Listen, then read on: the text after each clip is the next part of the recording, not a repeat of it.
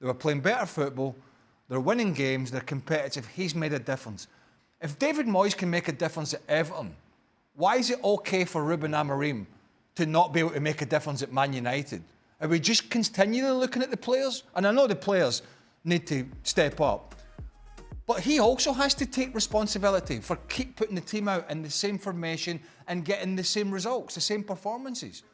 So if other managers in different leagues come in with inferior squads and make a difference, why is there a pass for Ruben Amorim? A couple of things about Amorim. But certainly coming into this one, him saying, yeah, listen, David Moyes is doing a far better job than me. Listen, I don't get it.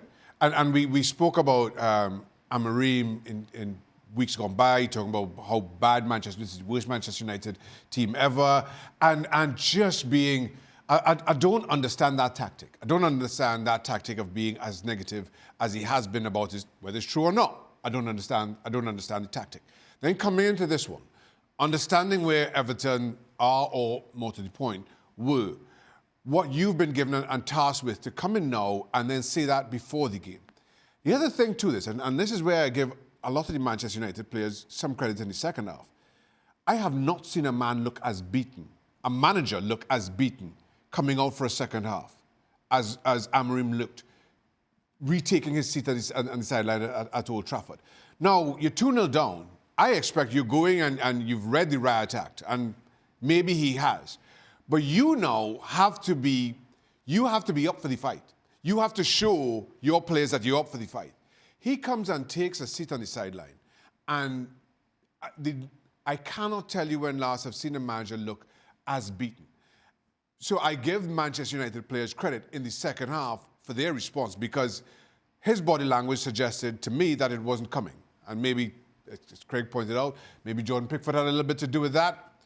You kindly disagree on who is at fault or who takes the credit. But give Manchester United some credit for a second half display that I don't think the manager had an awful lot to do with. Ruben Amorim looks to me like a man that would take a payoff and a one-way ticket back to Portugal and just move on.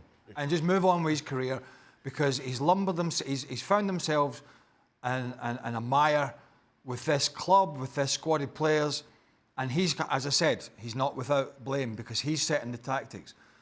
But let's not forget about the bigger picture here. As they sit in 15th, Manchester United in 15th, no team in the Premier League they are safe against, none. Is the Glazers, who still own the club, have riddled that club with debt and taken money out of it for fun, right? For years, and that's been evident. But they've pulled off an even better stroke in the last 18 months or so. They've had Ineos's pants down with what they've done. Ineos have gone in there. They have no idea what they're doing, and they've spent their investment, I believe, was around 1.25 billion initially. And they've gone in there, the morale is horrendously low, they're firing low-level employees, they're all over the shop. It's terrible. Before we even get to the footballing side of it, it is terrible. So between the Glazers and Ineos, there is not a clear directive of how this club, if you saw the accounts this week, was just one thing. They are in a position that I don't think anybody would have thought of quite a few years ago. So there's two parties to blame here. The Glazers are well to blame, and I think Ineos, they had no idea how damaging things were behind the scenes before they chucked all that money in. Okay, so apart from Europa League. Apart from that, that's all right. Apart from that, I mean, how can Man United sit in the 15th and only be looking because there's four really poor teams below them, at least, you know, and Wolves have just won against Bournemouth. Only for that reason are they probably safe from being in a relegation dogfight. I mean, that's a hell of a position to be in. Okay, you get the final thought on this clash, Don. I mean, Craig's absolutely nailed it from the hierarchy and from the top end of the club. I mean, you could do a whole show on it, and we probably will or have. I think now, if you're Ruben Amorim, you've got to find somehow winning the Europa League and trying to get Champions League football, because apart from that, it's going to be an absolutely disaster show.